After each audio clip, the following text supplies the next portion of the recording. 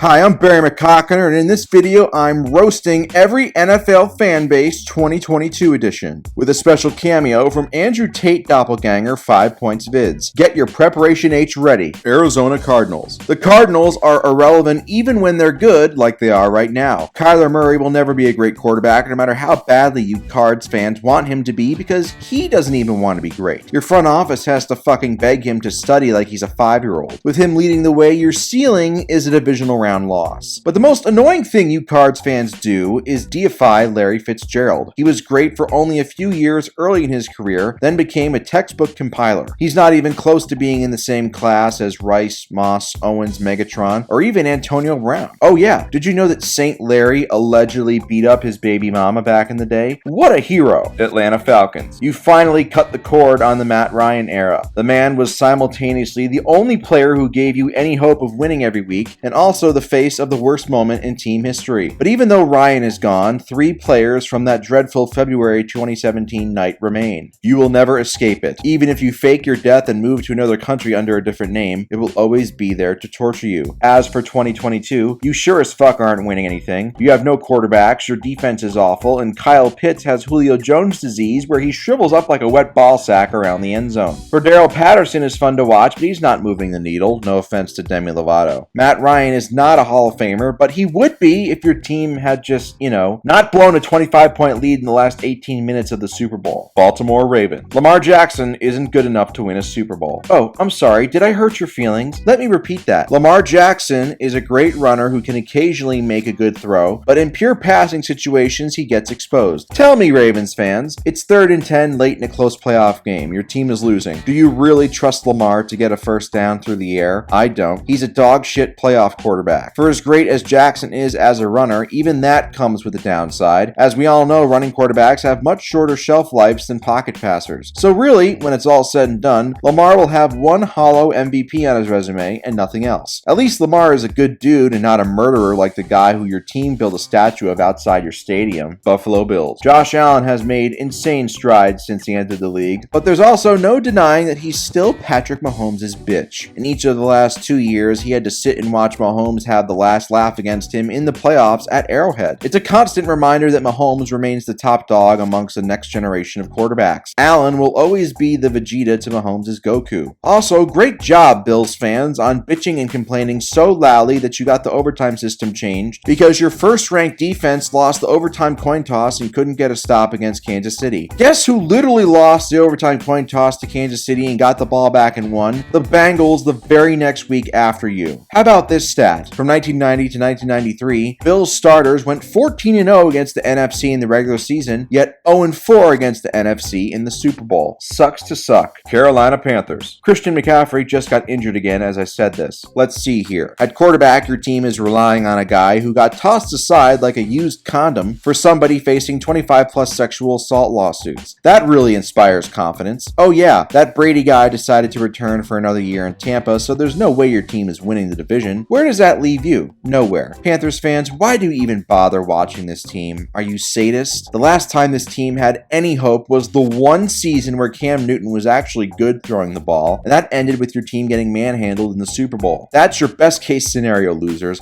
Your franchise will always be bridesmaids, and not a hot one either. I mean one of the ugly ones that nobody wants to fuck. Chicago Bears. Justin Fields is terrible, and Bears fans don't realize it yet, or they do and are just pushing those feelings down deep. Fields' dreadful rookie season was excused because of Matt Nagy, who actually had a respectable 32-23 record in Chicago without Fields starting. Now this year, when Fields inevitably stinks up the joint again, despite Nagy being gone, the excuse will be that he has no weapons and the organization let him down. It won't be until after year 3, when Fields continues to blow, that Bears fans will finally admit he isn't the franchise savior. How do I know this? Because it literally happens all across the NFL all the time. Fuck, just look at the Bears' recent history with Mitch Trubisky. This team always has a good defense but no quarterback to pair with it. Aaron Rodgers has never been known for game-winning drives, but he turns into Joe Montana in crunch time against you. Even his one NFC Championship game win was against you on your field. You can't even bring up his playoff career against him without making yourselves look worse in the process. You should have had a dynasty in the mid-80s, but instead we're just one-ring wonders who play up that one ring like the 2008 Celtics do for the NBA. Pathetic. Cincinnati Bengals. Congrats, Bengals fans. For the first time in a long long time, you aren't laughing stocks. However, if you expect to make the Super Bowl every year now because you got lucky last year, sorry, it won't happen again. Joe Burrow is good, but he did nothing during the playoffs last year to earn him the clutch reputation he has now. In fact, if Burrow had generated a touchdown on just one of the final 5 drives of the Super Bowl, you'd be champions right now. It might not sting so bad now, fresh off of a Super Bowl appearance, but as the upcoming years go by without you getting back there, it will only feel worse and worse knowing how close you were to reaching the mountaintop and falling just short. Burrow simply didn't come through in the fourth quarter and ruined his only chance at getting a ring. Offensive line be damned. The AFC still belongs to Mahomes and Allen. Mahomes having a fluky bad half in the AFC Championship game doesn't change that. I would actually take Herbert over Burrow too without thinking twice. Skyline Chili sucks. Cleveland Browns. This team gave a sexual predator the most guaranteed money in NFL history this offseason. As if that's not bad enough, when he comes back from his laughably short 11-game suspension, some of you Browns fans will forgive him while creaming your pants the first time he throws for 350 yards and 4 touchdowns. You assholes. You absolute fucking dipshits. I hope you continue to eat shit like you have every year since Ronald Reagan was in the Oval Office battling Alzheimer's. Dallas Cowboys. Last year, the Cowboys went 12-5, drafted one of the best defensive rookies in NFL history, who is a certified weirdo, and please don't look up his hazing practices when he was at Penn State. But guess what? Despite all of this, they still belly flopped the moment they got into the playoffs, surprising absolutely nobody. This team has not done anything since 1995, and yet every year, 31 other fan bases have to endure watching Jerry Jones' team soak up all the attention on talk shows and get 100 primetime games. For what? All just to miss the playoffs or lose early in the playoffs? This is the most overrated franchise in all of professional sports. The Jacksonville Jaguars are an absolute joke, and even they have made 3 conference championship games since America's team last made one. The Jaguars! Dak is not elite, and he will never lead this team to a Super Bowl, and if you are one of the millions of morons who root for this team, you are responsible for them getting so much attention they haven't earned, and you can all kiss the fattest part of my succulent ass. Denver Broncos. Your team should make the playoffs for the first time since Kevin Durant was in OKC because you have the great Russell Wilson under center now. Speaking of Russ, let's analyze his game. Great mobility and an amazing deep ball. He's also short and leaves clean pockets because he can't see over linemen. He holds onto the ball too long and takes a bunch of unnecessary sacks. He has never developed into an elite quick game passer. As Broncos fans know all too well, he does have a Super Bowl win on his resume, which was solely due to having a legendary defense while he did next to nothing when the game was still in hand. The year after that, he threw the worst interception in NFL history to give Tom Brady another ring, and since 2015, he hasn't even made a conference championship game. But it goes deeper than that. Russ hasn't won a playoff game where his opponent scored a touchdown since 2014. That's your new franchise savior, Broncos Nation. Let's ride? Huh, more like let's ride off a goddamn cliff, am I right? Detroit Lions. The new lovable losers. Dan Campbell is PC Principal come to life and seems like a cool guy. He's made the Lions easy to root for even if you're not a Lions fan. But here's the thing. We have absolutely zero evidence that the guy can fucking coach. In fact, when is the last time anybody has been afraid of the Lions? How can you possibly make a Lions fan mad since they're always awful? Oh, I know. Barry Sanders sucked in the playoffs and had a ton of negative yards trying to do too much. He wasn't blameless. He also quit on the team like a dog. Calvin Johnson was a great wide receiver, but he also quit like a dog. Some may blame that on the Lions' incompetence, but I say that both were mentally weak and not winners despite their outrageous talent. Matthew Stafford might have a ring now after joining a super team, but that doesn't change his Detroit tenure where he was a high-volume, low-efficiency quarterback who won 0 important games in 12 years. Green Bay Packers. For years, we've heard how the Packers haven't provided Aaron Rodgers enough help to get back to the Super Bowl, and I admit, I was on the front lines pushing the Rodgers GOAT agenda for a while, but last year's disgraceful playoff loss to the 49ers broke me for good. For all of his arm talent and smarts, Rodgers is not as good in big moments in the postseason as he should be. Sure, he's had some clutch moments, mostly against the Cowboys, big whoop, and a fluke Hail Mary versus the Cardinals, all luck, but even in 2010, he was lucky to win playing like shit in the NFC Championship game. Ever since his one truly great big game performance, Super Bowl 45, he has constantly missed crucial throws, taken ill-timed sacks, disappeared for entire halves, or missed open reads in the playoffs. How can a guy who is so consistently dominant and efficient in the regular season become so out of control in the playoffs when he has to meet the moment? This is why Tom Brady is better than Rodgers. Brady meets the moment over and over again in ways Rodgers doesn't. It's a harsh reality, but it's reality. Has Brady had better defenses? Yes. Has Brady been more lucky? Yes. But Rodgers has still had multiple golden opportunities to win more Super Bowls, and he just hasn't gotten it done. And that's where the disparity in rings between the two begins to make sense. So I'm sure Green Bay will win a ton of regular season games again, Rodgers could three-peat for MVP, and it will still end in heartbreak in the playoffs when Rodgers fails to come through in the fourth quarter for the third straight year. Houston Texans. Texans fans, I know you probably feel immune to getting pissed off since everybody knows your team sucks and you have almost no good players, and it must feel kinda nice to not have any expectations every week. The mindset of, if we lose it was expected, but if we win it was a pleasant surprise sounds cool on the surface, but I'm here to tell you right now that is actually the worst possible way to experience sport. Your team has never really been good, you've never even made an AFC Championship game as a matter of fact, and now your team is going to be terrible for the foreseeable future. Despite all your time invested in rooting for this team, you'll end up having no real memories to cherish about them as your life goes on, or any good memories to share with your children. You'll have wasted countless hours in the fall watching this team accomplish nothing of value. You'll never get to experience the thrill of winning a Super Bowl, or the thrill of rooting for a team in the Super Bowl, or even conference championship games. Sports are at their best when your team is competing for championships, and as Texans fans, you'll never get to experience that. In the kindest way, you are losers. Indianapolis Colts. In a perfect world, Andrew Luck would be getting ready to throw for 5,000 yards and 45 touchdowns this season while competing for MVP and a Super Bowl. But instead, the Colts are going on their 6th different opening day starter in 6 seasons. Matt Ryan is the new sheriff in town, and he is not good enough to win games by himself anymore. But this season, when Ryan inevitably blows a lead or takes an ill-timed sack or throws an interception, don't be mad at him. Be mad at Andrew Luck for quitting on this team when he finally had enough support around him. Look, I'm sorry you dealt with injuries, Andrew, but that's football, motherfucker. You signed a mega contract just a few years prior knowing this. His decision to retire was fully within his rights, just like it's fully within my rights to say that he pussied out. Why am I talking about Luck so much? Because this current Colts team is going to be boring as hell, and even 4 seasons after his sudden retirement, the stench of Luck's betrayal hangs over the franchise like a dirty diaper. Jonathan Taylor should never be considered an MVP candidate because even a great running back like him will never be as valuable as a great quarterback. Jacksonville Jaguars. The Jaguars go as Trevor Lawrence goes. It's that simple. Lawrence was absolutely terrible as a rookie, and I'm tired of people giving him every excuse in the book for it. Yes, I know the Urban Meyer situation was horrendous. I get it, I do. You don't have to explain it to me. But get this, Lawrence was supposed to be a generational situation-proof type quarterback that rarely comes around. When I watch him, I just don't see that. He's a tick slow on his reads, and his arm, while good, isn't strong enough to make up for being late on his reads, hence a lot of interceptions. Now he has a Super Bowl winning head coach in his ear, Doug Peterson, so the excuses must stop. Although if Lawrence sucks again, we all know Jags fans will blame his supporting cast. This is the same cycle of denial I mentioned earlier with Bears fans and Justin Fields. Let me put it this way. If a rookie quarterback in today's NFL, where literally every rule is designed to make their life as easy as possible, still sucks, chances are they'll never be good. Also, your team's uniforms look like some shit a drunk college student made while fucking around on Microsoft Paint. Do better. Kansas City Chiefs. We enter year 5 of Patrick Mahomes as a starter, and the results have been simultaneously outstanding and tremendously disappointing. People continue to talk about how much time Mahomes has to build his resume without realizing time goes by quickly. Your team blew one chance at a ring in 2018 with Dee Ford, then you got blown out in 2020 in the Super Bowl, but the worst atrocity came last season in the AFC Championship game at home, and Mahomes was the biggest culprit. He was the worst player on the field in the second half and overtime, and was the main reason the team blew an 18-point lead. He got almost no shit for it, and he should. It was a legacy-altering type of loss, and a major missed opportunity. If Mahomes and his fans are so determined to see him end his career as the GOAT, I hate to say he's already blown 3 massive opportunities. Do I think Mahomes will win more rings? Yeah, probably. He's too good. But he could easily have 3 rings and 3 Super Bowl MVPs with 4 Super Bowl appearances right now, instead of 1 ring, 1 Super Bowl MVP, and 1 blowout Super Bowl loss. The team and Mahomes can't keep wasting chances because they're going to be in the race for titles as long as number 15 is around. Or will they? Will Mahomes finally overcome his trouble with cover 2 defenses? Time will tell. Las Vegas Raiders. The Raiders have missed the playoffs in 17 of the last 19 seasons and haven't won a playoff game since 2002. The 2022 AFC West might be the best quarterback division ever, so even if Derek Carr finally breaks through to another level throwing to Devontae Adams, it won't be enough to win anything important. You Raiders fans know better than anybody that Carr is a tease and that Gruden Mayock's horrendous drafting has set the team back years, especially defensively. You've come to accept this, but I know what you haven't accepted. The Tuck rule. That's right. All these years later, the singular play that launched a dynasty in New England and potentially prevented a Super Bowl title in Oakland still stings harder than anything. The fact that the asshole who benefited from the call is still playing is just a daily reminder for you Raiders fans that life isn't fair. Oh yeah, John Madden was a playoff underachiever, and Al Davis was a human scrotum and an absolutely miserable person to be around by all accounts. Los Angeles Chargers. Oh wow, look, there's another graphic about how awesome Justin Herbert's stats have been and how he's setting every individual record for a quarterback through their first 2 seasons. Wow. Well, he has a losing record and he's still never made the playoffs. Also, let's be real. Herbert's first 2 seasons pale in comparison to Mahomes' first 2 seasons as a starter, so it's pretty hollow. Herbert is still inconsistent and he gets a pass from the media, for now, because he's awesome to watch when he's on. Even with all his obvious talent, the Chargers remain the Chargers. They have all these stars and I still expect them to finish around 10-7 or 9-8. If Herbert misses the playoffs again this year, which is very possible considering how loaded the AFC West is, some uncomfortable convos will need to be had, and Chargers fans won't like that very much. Los Angeles Rams. Congrats, Rams fans, all 5 of you. You did it. You won the Super Bowl after going all in to build a super team. And you just barely did it too. Look, I'm thankful you knocked off Tom Brady after nearly having a 28-3 caliber collapse against him, but this team is not winning it all again despite the talent still being there. Stafford is a very good quarterback, but he was also fortunate his defense stepped up versus the 49ers and Bengals to get him across the finish line. Aaron Donald is an all-time great, but he has serious anger, roid problems, and is a dirty player, but nobody will call him out on it because they're afraid of him. Sure, he has a ring now, but it would have been nice if boy wonder Sean McVay came up with a game plan to score more than 3 points versus Tom Brady in Super Bowl 53. The greatest show on turf Rams might be the most overrated 3-year run ever. 1 ring, 1 wildcard loss, and 1 loss as a heavy favorite in Super Bowl 36 to you-know-who. Then poof, it was over. Fuck this team for giving Brady 2 rings. Miami Dolphins. Hey Miami, you missed the playoffs each of the last 2 years despite having winning records. Your quarterback is Andy Dalton with a worse arm, and your owner is a dipshit who was dumb enough to get caught tampering while trying to get Tom Brady and Sean Payton to come to your shit franchise. And oh yeah, your old coach filed a lawsuit saying that you purposely tanked games. Then your team further showed its ass by trading for women's rights champion Tyreek Hill. But all of that aside, when is the last time this fucking team played in an important game? 1992? For all of Dan Marino's greatness, he routinely melted down in the playoffs and threw a bunch of bad interceptions. He also fell off noticeably after his first 5 seasons from GOAT level to merely just very good. Marino has a statue outside of the stadium to remind everybody that 0 rings is this franchise's benchmark for greatness. The 17-0 72 Dolphins played a Mickey Mouse schedule, and Don Shula was a big game choker who mismanaged Marino's prime. Maybe if you had drafted Justin Herbert in 2020, this team would finally matter again, but hey, I'm sure Tua Noodle Arm of Aloha will lead you to the promised land.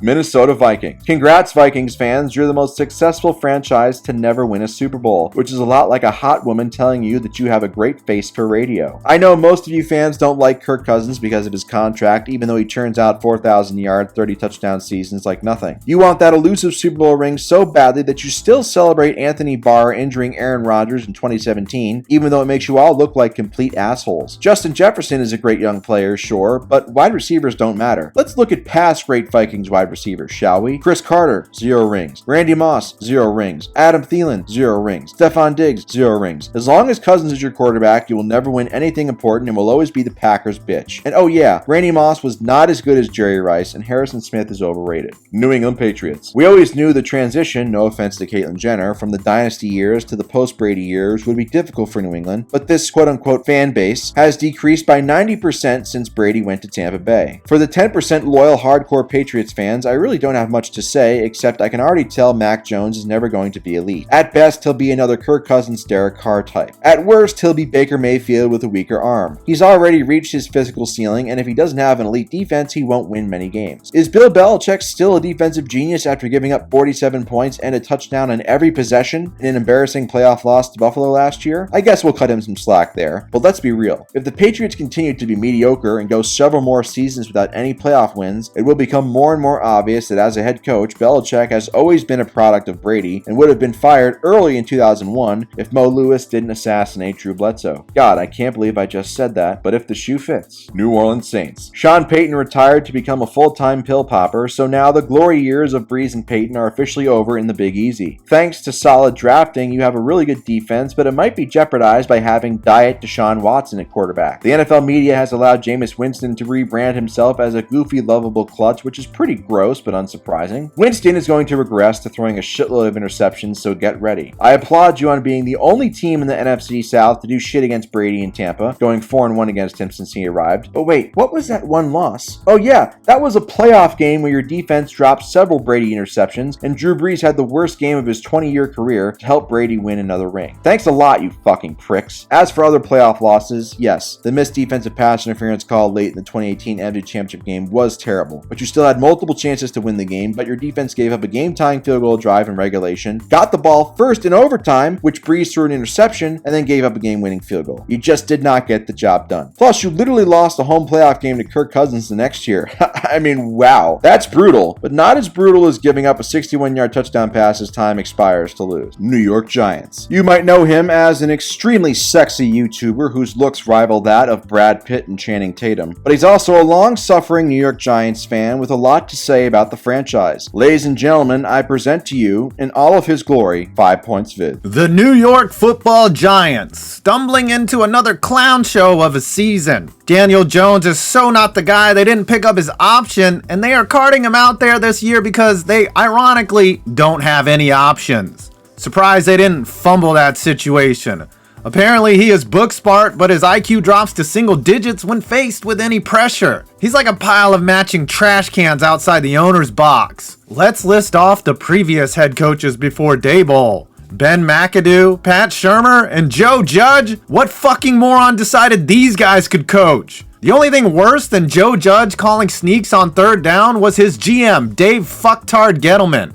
I don't even have time to list out all his failures. Saquon is leaving, having had his career wasted in New York. Well, when he was healthy. Thank God Evan Ingram is gone, but we'll make up for it with more Darius Slayton. New York Jets. Trying to insult a Jets fan is like trying to hurt a masochist by stabbing them. Unlike other teams with shitty rookie quarterbacks in 2021, most Jets fans didn't even bother trying to defend Zach Wilson's horrible play. Maybe it's because Wilson is the fourth quote-unquote franchise savior the team has drafted since 2009 after Mark Sanchez, Geno Smith, and Sam Darnold. And they're used to this, but I just think they've lost all will to live. Robert Saleh can't coach. The last time this team had a player they could brag about was Darrelle Revis, who was great for only a split second in time. Even during his infamous 2009 season, he got burnt by Ted Ginn Jr. on Monday Night Football, then got burnt so badly by a washed Randy Moss early in 2010 that he got hurt and missed a few games. Then he later left to go help Brady win another ring in 2014 before finally coming back to the Jets for a fat contract when he was washed up. He had just 3 elite seasons in a Jets uniform from 2009 to 2011, and Jets fans act like he's better than Deion Sanders. Sad. Philadelphia Eagles. How does an Eagles fan trigger other Eagles fans? That's a tough task for most people, but I'm not most people. Last year, the Eagles were one of the worst playoff teams ever, and it's obvious Jalen Hurts is not the long-term answer. He panics too easily in the pocket, and he sucks against good teams. But I've said this before. No. What really hurts to think about is whether the Eagles would have another ring or two if they had traded away Carson Wentz after 2018 and kept Nick Foles as the full-time starter moving forward in 2019. The Eagles are 23-7 in Foles' last 30 starts with the team across 2013 to 2018, including a famous Super Bowl win over Brady and Belichick. But no, we can't have nice things. Hell, forget about 2017. Foles nearly brought the team to a second straight NFC Championship game in 2018,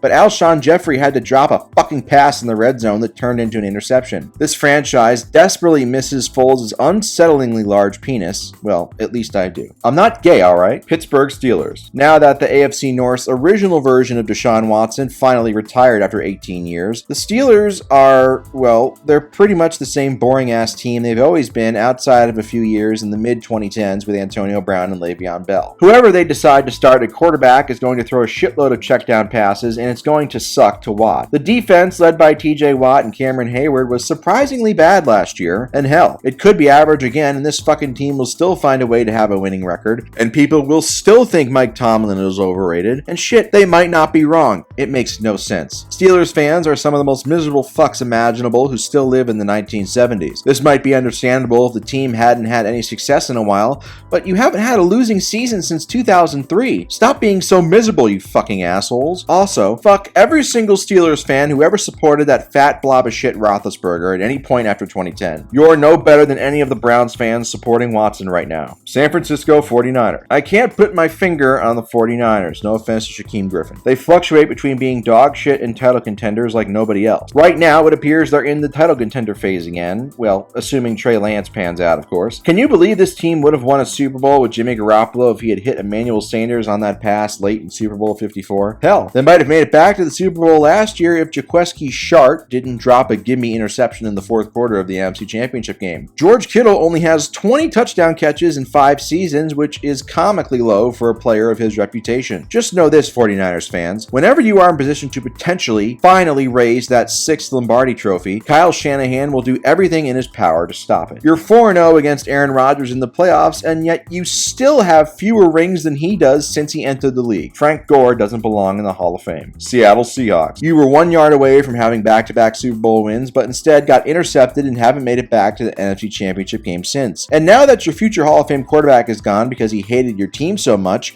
you're going to suck for the foreseeable future, all while living in a city that sells shitty coffee, has tons of skunk weed, and constantly rains just like the city from the movie Seven. The Legion of Boom blew a lot of late leads, and Bobby Wagner is overrated as hell. Tampa Bay Buccaneers. 95% of quote-unquote Bucs fans are just Brady fans who migrated from New England when Brady left. The entire Brady era in Tampa is fake, and once he finally decides to actually retire, be it from boredom or finally completing his transformation into a Team America puppet, everybody will go back to forgetting about the Bucs. It's incredible how insecure Brady fans remain despite his resume being untouchable and the fact that he's considered the GOAT by 99.9% of people, which, yes, now includes me. But despite me conceding that Brady is the GOAT on the field, nothing will ever make me respect Brady fans. You fucks personally harass people and their families for not liking your favorite mega-rich athlete who, by the way, wouldn't even piss on you if you were on fire in front of him. Oh, I'm so sorry. I'm not a fan of a guy who took government loans to buy a yacht during a global pandemic and does business with a snake oil salesman who used to steal money from terminally ill people. The sport will be leaps and bounds better the moment you shit stains go away along with plastic surgery man. Oh, and by the way, Brady still has a worse playoff pass rating than Blake Bortles. Tennessee Titans. Hey, remember when the Titans got the 1 seed last year? No.